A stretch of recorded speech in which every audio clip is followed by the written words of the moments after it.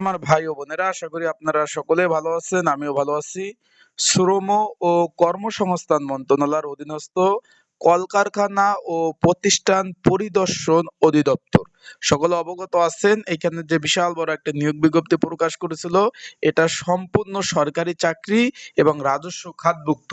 এর মধ্যে একটা পদ ছিল অফিস সহায়ক পদ, তার কিন্তু পরীক্ষার সময়সূচি প্রকাশ করে দিয়েছে।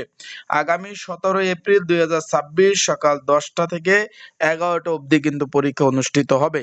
আবারও বলতেছি, সকাল 10টা থেকে 11টা অবধি কিন্তু পরীক্ষা অনুষ্ঠিত হবে। অলরেডি কিন্তু আপনাদের ফোনে আজকে দুপুর 12টার পর থেকে কিন্তু মেসেজ চলে এসেছে। এখন বিষয়টা হলো, এই পরীক্ষাটা এমসিকিউ হবে না লিখিত হবে, সেই বিষয়ে অনেকে জানতে চেয়েছেন। যেহেতু এখানে শূন্য পদের সংখ্যা বেশি বেশি ছিল, 27টি শূন্য পদ, কত আবেদন পড়ছে, তারপর কি বিষয়ে পড়াশোনা করবেন, বিস্তারিত সকল বিষয় আপনাদের জানিয়ে দিব। এবং পরীক্ষার হলে কি কি ডকুমেন্ট কাগজপত্র আপনাদের পরীক্ষার হলে নিয়ে যেতে হবে, সকল বিষয় জানিয়ে দেব। তাই ভিডিওটা শুরু থেকে শেষ পর্যন্ত দেখার চেষ্টা করবেন, তাই বিস্তারিত বিষয় আপনারা জানতে পারবেন। এখন এটা মূলত কিন্তু আপনারা একটু খেয়াল করবেন, 22 জুলাই 2025-এ নিয়োগ বিজ্ঞপ্তি প্রকাশ হয়। তারপর একবার কিন্তু নিয়োগ বিজ্ঞপ্তি প্রকাশ হওয়ার পরে পরীক্ষার ডেট পড়েছিল, তারপর যে কোনো কারণবশত পরীক্ষাটা বন্ধ হয়ে যায়, পরবর্তীতে আবার নতুন ভাবে এডমিট কার্ড দিয়েছে। আগামী 17 এপ্রিল 2026 সকাল 10টা থেকে 11টা পরীক্ষা অনুষ্ঠিত হবে। যারা পরীক্ষার্থী রয়েছেন, পরীক্ষার প্রিপারেশন প্রস্তুতিমূলক একটা সাজেশন রয়েছে।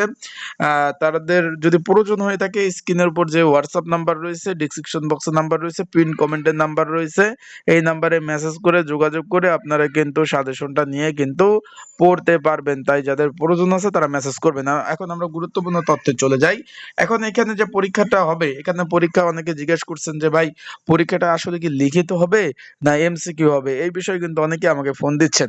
তাদের জন্য বলতে চাই ভাই, পরীক্ষাটা লিখিত আকারে অনুষ্ঠিত হবে, তাই আপনারা সকলেই লিখিত পরীক্ষার প্রিপারেশন প্রস্তুতি নেবেন। আবারও বলতেছি ভাই, পরীক্ষাটা লিখিত পরীক্ষা অনুষ্ঠিত হবে, তাই লিখিত পরীক্ষার ভালোভাবে প্রিপারেশন প্রস্তুতি নিয়ে পরীক্ষার হলে যাবেন। এখন যারা আমার ইউটিউব চ্যানেলে নতুন, তারা অবশ্যই আমার ইউটিউব চ্যানেলটা সাবস্ক্রাইব করে রাখবেন। আর আপনাদের যে কোনো মন্তব্য, যে কোনো বিষয় যদি জানার থাকে, তারা অবশ্যই কিন্তু কমেন্টস বক্সে কমেন্টস করতে পারেন। এখন আমরা চলে যাই মেন বিষয়। এখানে একটু খেয়াল করবেন, এখানে কি কি সাধারণ দিক নির্দেশনা বলি আমরা একটু দেখে নেই। এখানে বলছে যে প্রার্থীদের অবশ্যই পরীক্ষার কেন্দ্রে প্রবেশ সময় রঙিন প্রিন্ট, এই যে আপনার যে এডমিট কার্ডটা যেটা রয়েছে, সেটা কিন্তু অবশ্যই কালারফুল নিতে হবে। অনেকেই সাদা কালো নিয়ে যান, সেটা কিন্তু চলবে না। আবারও বললাম, এটা কালারফুল নিয়ে যেতে হবে। কোনো প্রকার মোবাইল ডিভাইস, ইলেকট্রিক ডিভাইস নেওয়া যাবে না। প্রার্থীগণ লিখিত পরীক্ষায় শুধুমাত্র একটা কলম আর এখানে পেন্সিল ব্যবহার করা যাবে না। তার মানে আমরা বুঝতে পারলাম যে পরীক্ষার হলে কি কি প্রয়োজন, শুধু এডমিট কার্ড আর কলম নিয়ে যাবেন, আর কোনো কিছু প্রয়োজন নাই। আপনারা দূর দূরান্ত থেকে আসবেন, তাহলে অনেকের প্রশ্ন থাকতে পারে, ভাই কি কি ডকুমেন্ট, কি কি কাগজপত্র নিয়ে যাব। আপনাদের বলতে চাই, শুধু এডমিট কার্ড আর কলম নিয়ে যাবেন, আর কোনো কিছু প্রয়োজন নাই। পরীক্ষার এখানে বলছে যে পরীক্ষা শুরু 30 মিনিট পূর্বে পরীক্ষার হলে প্রবেশ করতে হবে। পরীক্ষা শুরু হওয়ার পরে কোনো প্রার্থী বা ক্যান্ডিডেট পরীক্ষার হলে প্রবেশ করতে পারবেন না। আবারও বলতেছে, পরীক্ষা শুরু হওয়ার পরে কোনো ক্যান্ডিডেট বা পরীক্ষার্থী পরীক্ষার হলে প্রবেশ করতে পারবেন না। তাই আপনারা পর্যাপ্ত পরিমাণ সময় নিয়ে পরীক্ষার হলে যাবেন। আবার বলতেছে, আপনারা পর্যাপ্ত পরিমাণ সময় নিয়ে পরীক্ষার হলে যাবেন। তারপরে এখানে বলছে যে লিখিত পরীক্ষা শেষ না হওয়া পর্যন্ত কোনো অবস্থায়, এখানে বলছে যে এখানে একটু ভালোভাবে একটু খেয়াল করবেন, লিখিত পরীক্ষা শেষ না হওয়া পর্যন্ত পরীক্ষার কক্ষে অবস্থান করতে হবে এবং যে স্যার থাকবে তার নিকট উত্তরপত্র এবং প্রশ্নপত্র জমা দিতে হবে। এখানে পরীক্ষার সময় কোনো টিইডি বিল পাবেন না। টিইডি বিল তো বুঝছেন, টিইডি বিল বোঝানো হয়েছে যাবেন আসবেন যে খরচটা, সেটা সেই খরচ কিন্তু কর্তৃপক্ষ দিবে না। তাই আপনারা যেহেতু নিজ খরচে পরীক্ষা দিবেন, তাই আপনারা অবশ্যই ভালো প্রিপারেশন নিয়ে তারপর পরীক্ষা দিতে যেতে হবে। কারণ দূর দূরান্ত থেকে আপনারা পরীক্ষা দিতে যাবেন, প্রিপারেশন যদি ভালো না হয়, পাশ করা কিন্তু সম্ভব না। তাই ভালোভাবে প্রিপারেশন নিতে পারেন। আর অল্প সময়ের মধ্যে ভালো প্রিপারেশন প্রস্তুতিমূলক সাজেশন রয়েছে।